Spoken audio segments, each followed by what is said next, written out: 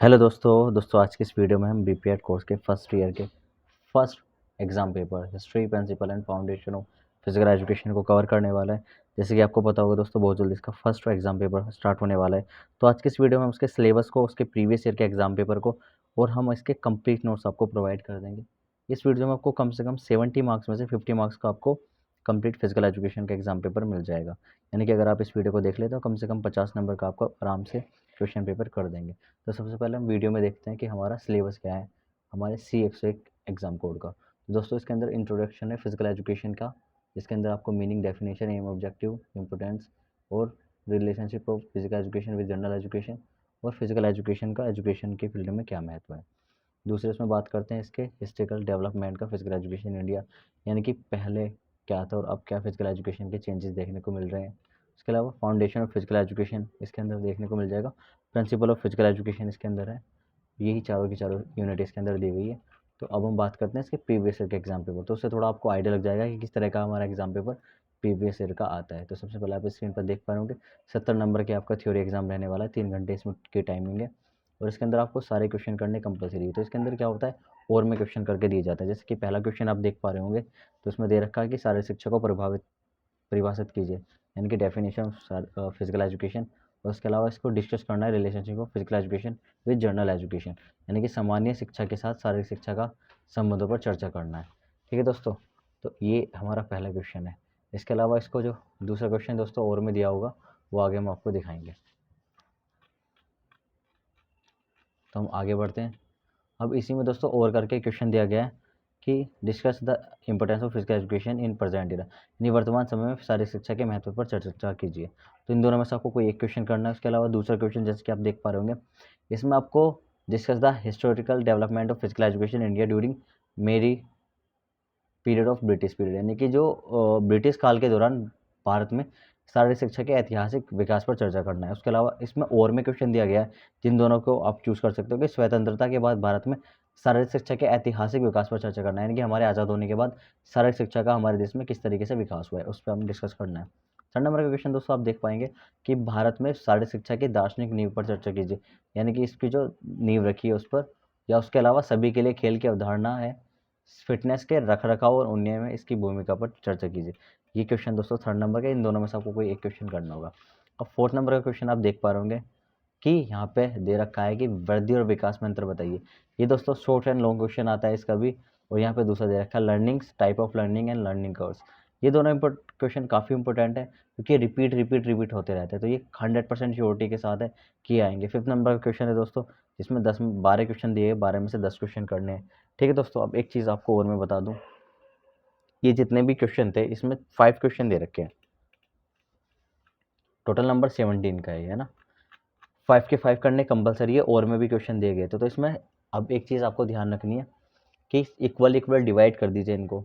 तो पर यहाँ पे क्वेश्चन जो बैठेगा वो 14 नंबर का, यानी कि 14 नंबर का आपका क्वेश्चन रहेगा। ठीक है, अब यहाँ बात करते हैं aim, objective of physical education, scope of physical education, misconcepts about physical education, contribution akhadas and vyayams in physical education era, contribution of YMSA in physical education before independence during British period, impact of Indian physiology on physical education, fitness को, wellness को यहाँ पर define कीजिए, यहाँ पर define कीजिए social integration and कोनियंस को, leadership को यहाँ पर डिफाइन कीजिए और प्रिंसिपल ऑफ लर्निंग, सीखने के सिद्धांत को।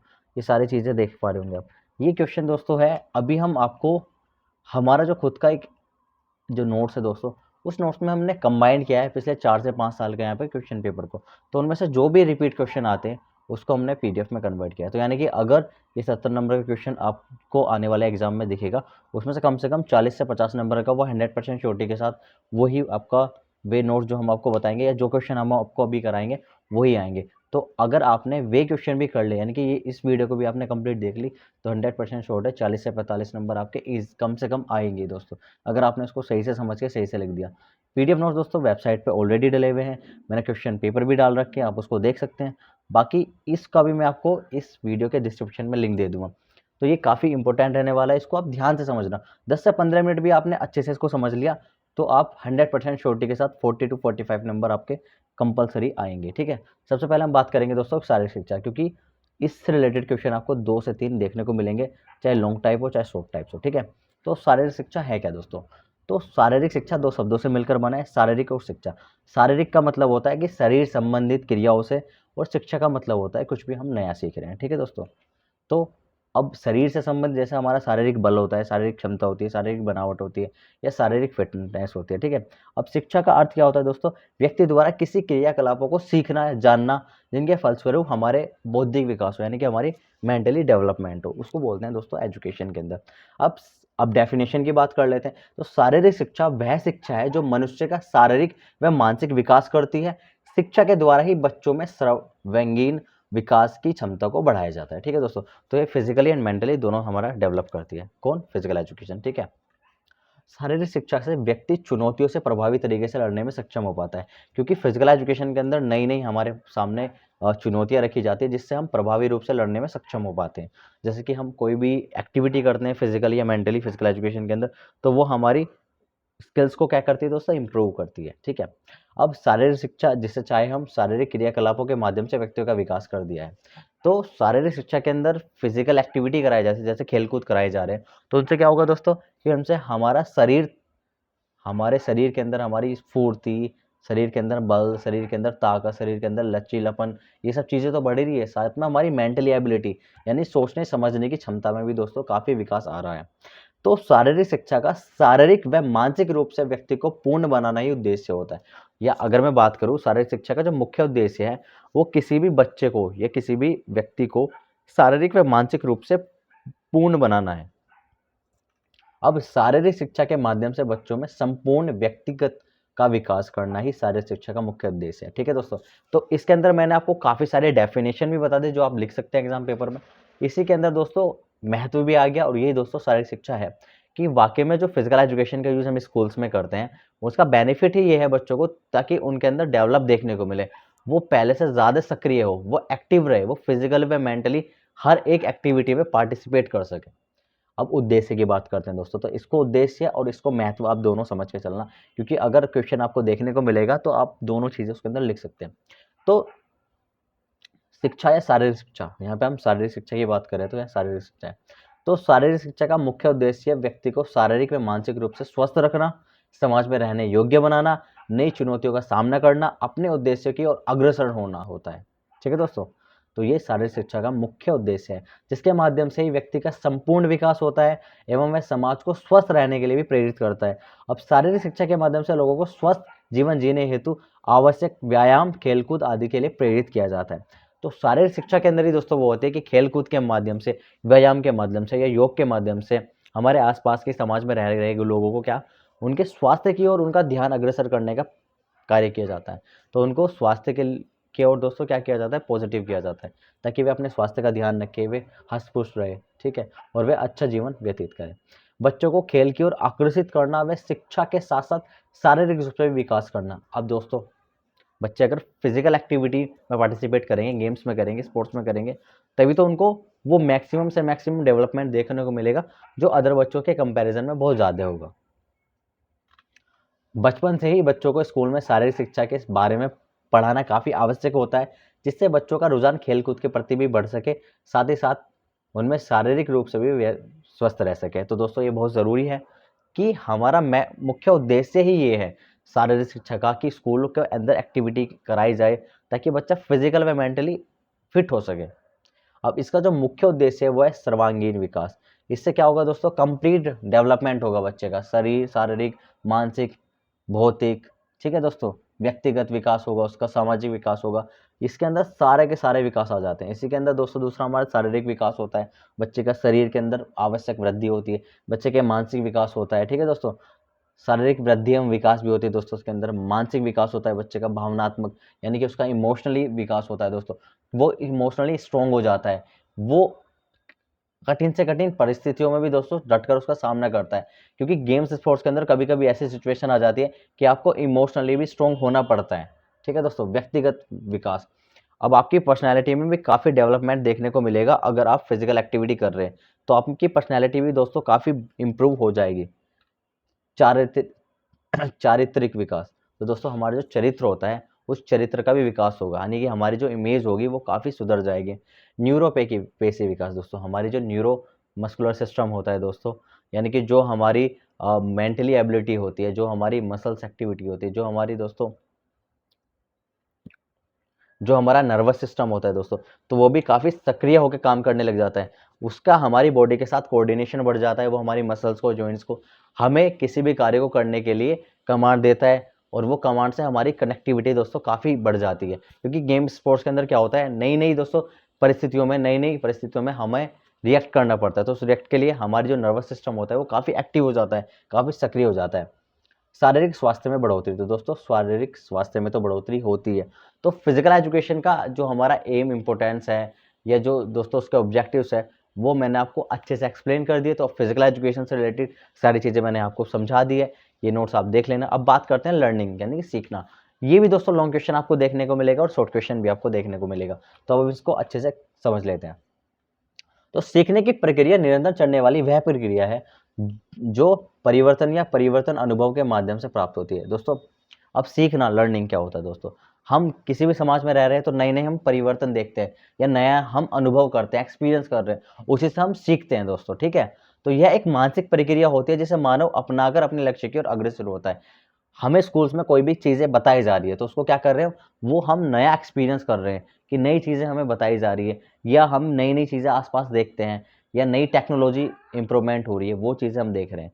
तो वो सब चीज़ें क्या हो रही है दोस्तों, कि हम एक्सपीरियंस कर रहे हैं, और उस एक्सपीरियंस से ही दोस्तों हम क्या कर रहे हैं, उस चीज़ को सीख रहे हैं, उसको क्या कर रहे हैं, अडॉप्ट कर रहे हैं, उसको ग्रहण कर रहे हैं, ठीक है।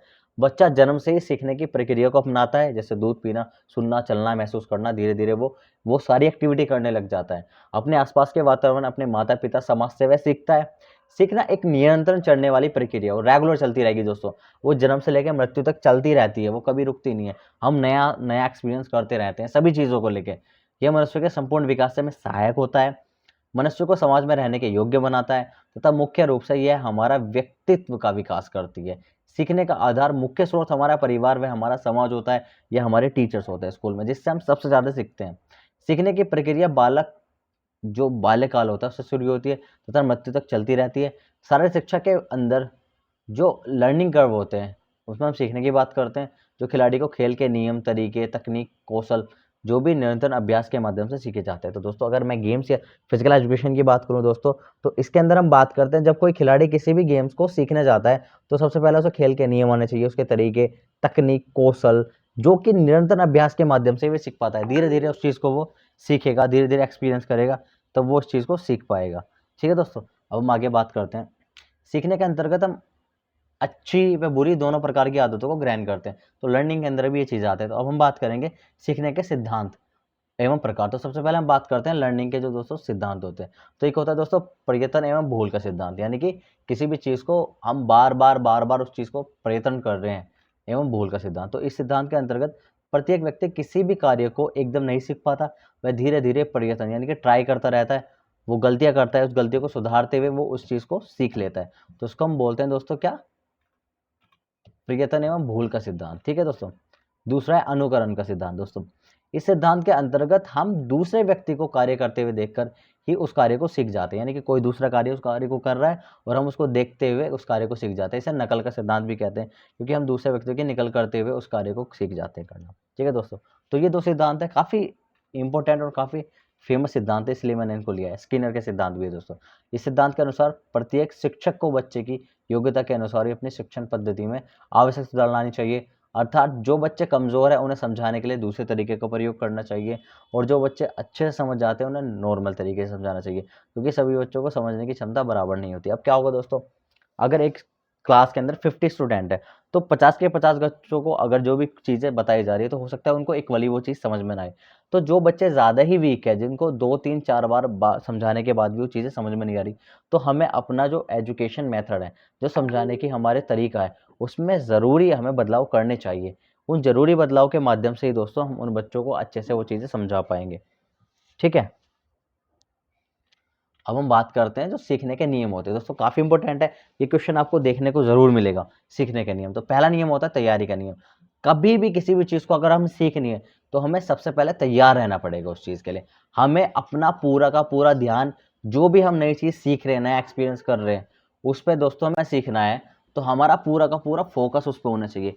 ये नहीं कि हमें किसी की ज़बरदस्ती या कोई हमें ज़बरदस्ती कह रहा है, ज़बरदस्ती सिखाना चाह रहा है, तब हम उस चीज़ को सीख रहे हैं, क्योंकि हमारा उस पर पूरा फोकस नहीं है। फिर भी उस चीज़ को सीखने में हमारा पूरा ध्यान नहीं है, हमारा इंटरेस्ट नहीं है। तो उस चीज़ में दोस्तों क्या होगा कि हम उस चीज़ को, उस एक्टिविटी को, उस एक्सपीरियंस को, या जो भी वो लर्निंग का हमारा टाइप्स है, उसको हम अच्छे से या उतने अच्छे तरीके से समझ नहीं पाएंगे। तो इसको बोलते हैं पहला तैयारी। यानी किसी भी चीज़ को सीखने के लिए सबसे पहले हमें उस चीज़ के सीखने के लिए तैयार रहना पड़ेगा, हमारा मन होना चाहिए उस चीज़ को सीखने का, तभी हम उस चीज़ को अच्छे से सीख पाएंगे। तो उसको बोलते हैं पहला तैयारी का नियम। दूसरा होता है दोस्तों अभ्यास का नियम। जैसे कि मैथ होता है दोस्तों, जिसको मैं बार बार अभ्यास करना पड़ता है, ठीक है, तो उसको बोलते हैं अभ्यास का नियम। तो कुछ चीज़ें ऐसी होती है जिसको जिसको हम रेगुलर प्रैक्टिस करनी पड़ती है। जैसे गेम्स स्पोर्ट्स के अंदर होता है कि किसी भी टेक्निक की, किसी भी स्किल्स की रेगुलर प्रैक्टिस करने के बाद ही हमें वो आ पाती है, तो इसको बोलते हैं अभ्यास का नियम। इसके लिए हमें उस चीज़ को बार बार प्रैक्टिस करनी पड़ती है, जिसके बाद हम उस एक्टिविटी के अंदर निपुण हो जाते हैं। ठीक है दोस्तों, तो ये चीज़ थी। अब तीसरी बात करते हैं मोटर कुशलता। ठीक है दोस्तों, तो मोटर कुशलता क्या होती है उसके बारे में हम बात करेंगे। ये इसी का दोस्तों टाइप है। तो मोटर कुशलता के अंतर्गत सिखाने के उन माध्यमों का प्रयोग किया जाता है जिससे बच्चा आसानी से किसी भी कार्य को सीख सके। यानी कि उस बच्चों को सीखने के लिए उस कार्य को आसान बना दिया जाता है। यानी कि कोई कुछ भी हम सिखा रहे हैं तो हम बच्चों की मेंटेलिटी के अकॉर्डिंग, बच्चों जिस भी तरीके से उस चीज़ को आसानी से समझ जाएंगे, हमें उसी तरीके से बच्चों को समझाने का प्रयास करना है। ठीक है, अब हम बात करेंगे लर्निंग कर्व्स की। मैंने आपको बताया था कि ये क्वेश्चन आपको देखने को मिलेंगे जो मैं आपको करा रहा हूँ। तो इस वीडियो को आप कंप्लीट देख लो, उस चीज़ को अच्छे से समझ लो, समझ के आप उसको अच्छे से लिख पाओगे। पढ़ के आप उसको शायद उतने अच्छे तरीके से ना लिख पाओ। जिस भी इस टॉपिक को आप अच्छे से एक बार आपने समझ लिया, आपके दिमाग में वो चीज़ फिट होगी कि ये चीज़ है क्या, उसके बाद आप एग्जाम में ज़्यादा से ज़्यादा अच्छे तरीके से लिख पाओगे।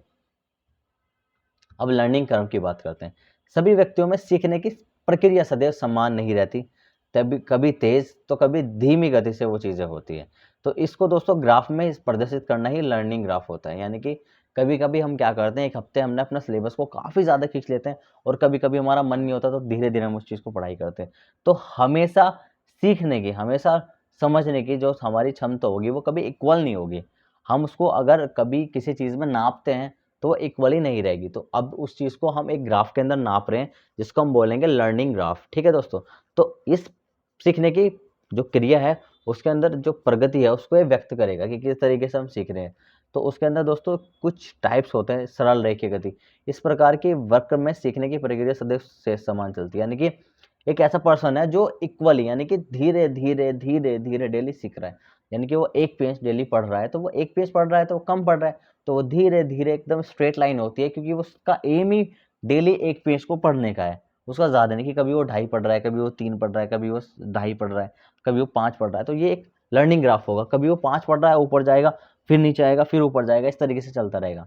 अब बात करते हैं पॉजिटिव वर्क। तो इस प्रकार के वक्र जो होगा दोस्तों, या कर्व होगा, उसकी जो प्रारंभ में जो सीखने की प्रक्रिया होगी वो काफ़ी देरी से रहती है, परंतु उसके बाद धीरे धीरे जो गति उसमें परिवर्तन आ जाता है। जैसे कि स्टार्टिंग में हम किसी भी चीज़ को करते हैं तो धीरे धीरे सीखेंगे उसे। जब हम उसको थोड़ा सा एक्सपीरियंस हो जाएगा या थोड़े से एक्सपर्ट हो जाएंगे उस चीज़ को करने में, तो थोड़ा सा क्या होगा दोस्तों कि हम उस जो हमारी कर्व रहेगा वो ऊपर की तरफ उठेगा, यानी कि जो हमारी क्षमता रहेगी वो काफ़ी बढ़ जाएगी उस चीज़ को सीखने के। अब ऋणात्मक, शुरू में सीखने की प्रक्रिया तो दोस्तों काफ़ी तेज़ थी हमारी, पर धीरे धीरे हमारा क्या इंटरेस्ट खत्म हो गया उस चीज़ को सीखने में। तो अब क्या होगा दोस्तों, हमारा मन भी नहीं लगेगा किसी भी एक्टिविटी को सीखने में, तो हमारी क्या होगी वो नीचे की तरफ, हमारा ग्राफ जो होगा वो नीचे की तरफ घट जाएगा। अब है दोस्तों एक मिश्रित।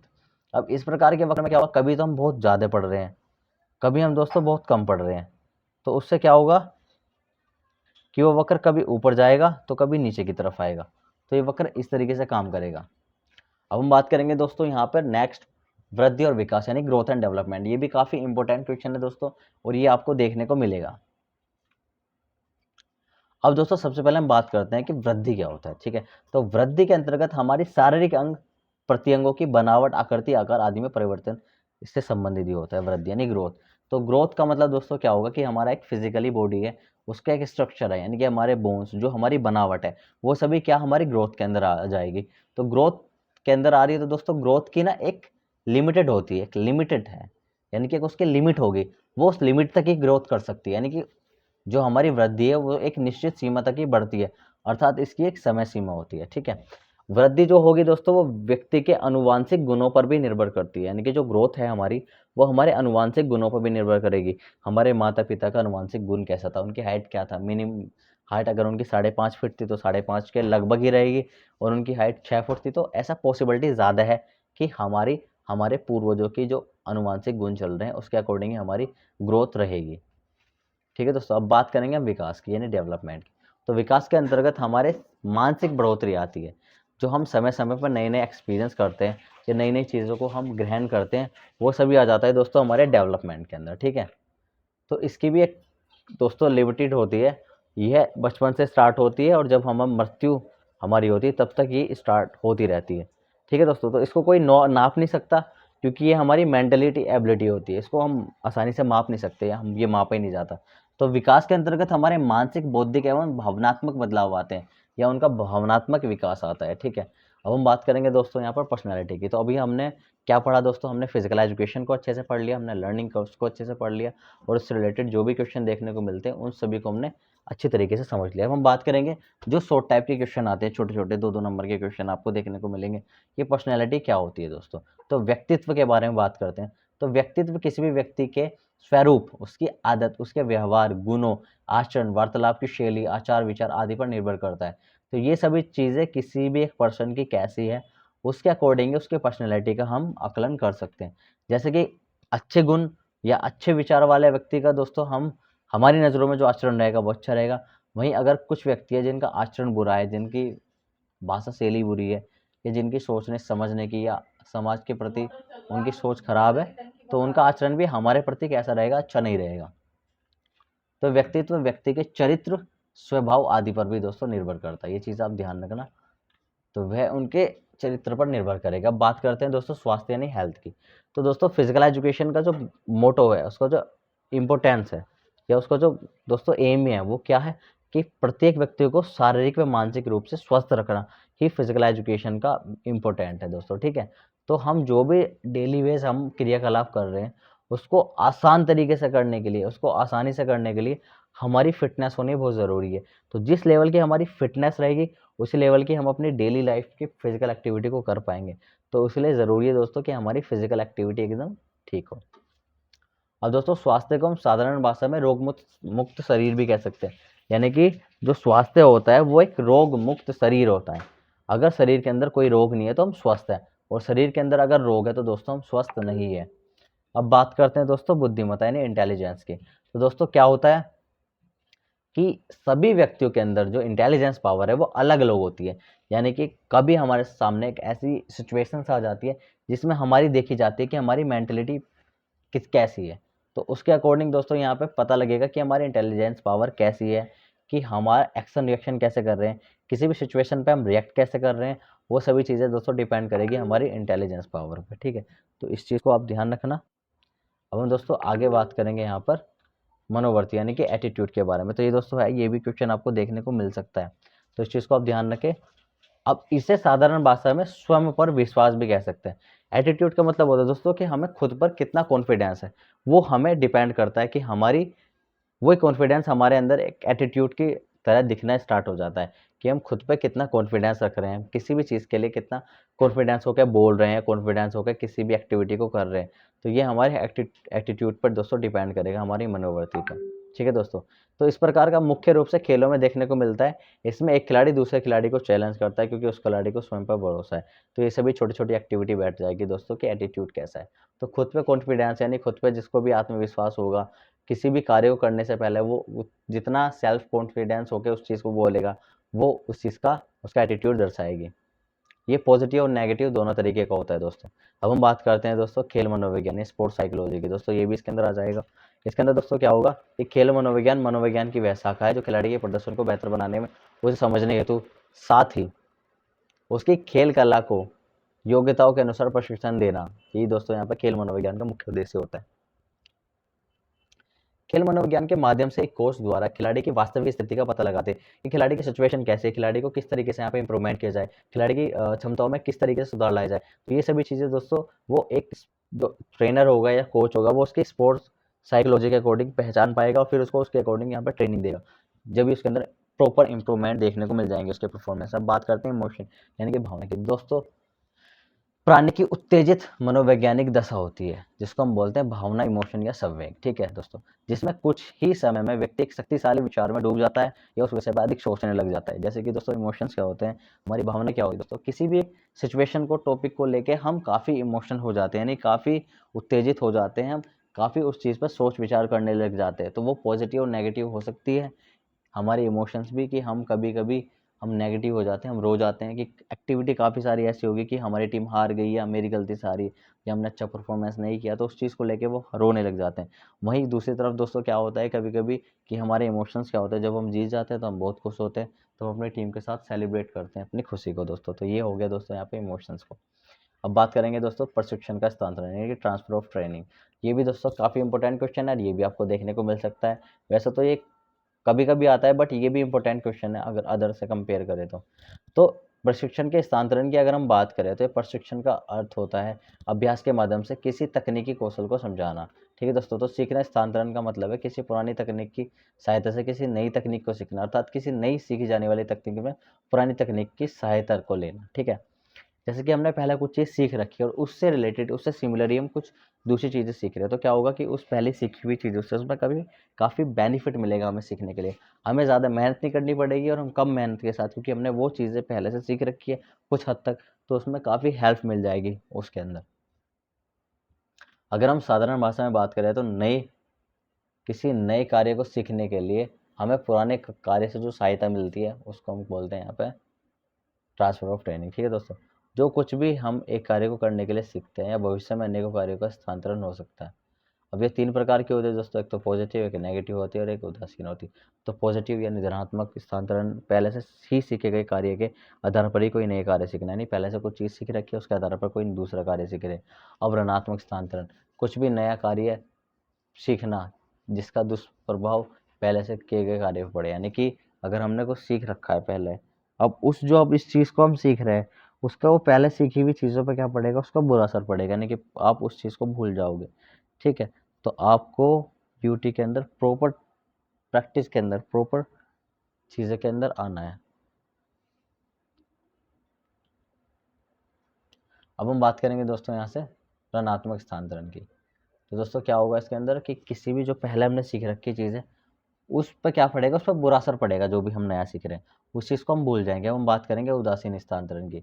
तो इस प्रकार के स्थानांतरण में कोई भी लिखी जाने वाली या कोई भी हम ऐसी एक्टिविटी सीख रहे हैं जिसका ना हमारे पहले किसी भी सीखी गई एक्टिविटी से कोई लेना देना, ना ही अभी, तो उससे क्या होगा दोस्तों कि उससे ना तो हमारी पहले किसी जो सीख रखी है हमने एक्टिविटी उस पर कोई इम्पैक्ट पड़ेगा, ना ही अब। दोनों चीज़ों को हम इजीली समझ पाएंगे। आप समझ पा रहे हो ना दोस्तों, तो ये होता है इसके अंदर। तो आपस में किसी भी प्रकार का संबंध नहीं होता और ना ही उनका किसी प्रकार का आपस में कोई प्रभाव पड़ता है। ठीक है दोस्तों, तो काफ़ी सारी ऐसी एक्टिविटी होती है जिसके अंदर हम पहले से सीखी गई एक्टिविटी के बेस पर दूसरी सीख रहे हैं। कभी ऐसा होगा कि हमने पहले से सीख ही नहीं रखा, कभी क्या होगा जो हमने पहले से सीख रखा उसका उस पर बुरा प्रभाव पड़ रहा है। तो ये सब चीज़ें देखने को मिलेगी दोस्तों। तो अभी जो हमने ये सब चीज़ें एक्सप्लेन आपको करी है, इसके अंदर मैंने आपको सिलेबस भी दिखा दिया, प्रीवियस ईयर का एग्जाम पेपर भी आपको दिखा दिया कि किस तरीके का क्वेश्चन पेपर देखने को मिलेगा आपको। और दोस्तों ये जो क्वेश्चन पेपर आपको एक बार मैं और दिखा देता हूँ, ये जो हमारा क्वेश्चन पेपर है दोस्तों, तो इसको मिनिमम कोशिश करो, अगर 14 नंबर का 10 टू 14 नंबर का क्वेश्चन पेपर आपको देखने को मिल रहा है तो आप कम से कम उसको 4 से 5 पेज का तो कम से कम करना ही है आपको। और कोशिश करनी है कि आप उसको एज ए हेडिंग वाइज करें।